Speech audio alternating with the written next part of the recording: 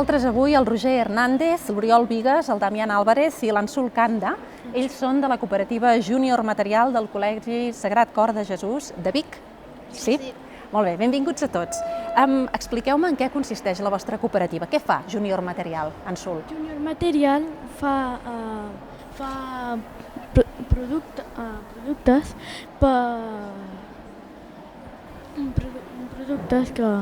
per vendre i per vendre artesanalment i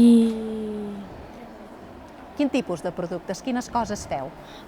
fem els pomòbils, els posamòbils, que són per posar mòbils, per aguantar-los, quan veus vídeos o alguna cosa, els clauers, ja saps quins són, no? I els penjafotos, que pengen fotos, i les argolles que es poden ficar tovallons per allà. Molt bé. El company del costat, què diries que ha estat el millor d'aquest procés de fer la cooperativa? Treballar en equip. Treballar en equip. Per què? T'ha agradat? Sí, perquè treballar en equip és més divertit que treballar sol. Però això ho feu habitualment a l'escola, oi? De treballar en equip? Bueno, No tant? No tant. I us agrada el treball en equip?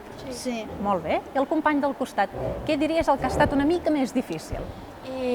A vegades ficar-nos d'acord en qualsevol cosa, i és a dir, prendre les decisions, i ara el meu company també respon. Què diries, el més complicat? També produir, perquè Produir. alguns productes costava molt i ens hem quedat sense material i coses d'aquestes. Per tant, cal fer una bona previsió del material, oi? Perquè si no, no es pot produir. Aquest ha estat un dels aprenentatges. Sí? Ho tornaríeu a fer? Tornaríeu a repetir l'experiència? Sí, perquè així... Us passeu el micròfon, que si no, no us sentirem. Per què tornaríeu a fer-ho, Ansul? Perquè així aprendríem més a ser empresaris i treballaríem més en equip i aprendríem a fer tot. Algun comentari més? Sí. Sí. Que sobre això jo crec que sí, perquè ara amb els errors que hem cometit la primera vegada, la segona jo crec que aniria molt millor i podríem avançar més ràpid. Perquè ara una de les altres coses que també ha sigut més difícil ha sigut el temps, perquè moltes vegades hi havia grups, perquè ens dividíem per grup per fer els productes, i és clar, a vegades uns s'encantaven i després ens ha costat una miqueta fins que ens han ficat com pressió per fer-ho tot. O sigui que faltava temps, no?, d'organitzar-vos sí. millor. Molt bé. Doncs, alguna cosa més a afegir?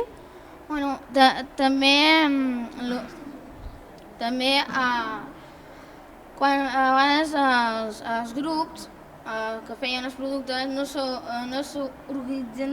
s'organitzaven bé, com per exemple les argolles o el pomòbil, que anaven molt lents o no s'organitzaven bé i no treballaven molt en equip, i per això ens costava produir.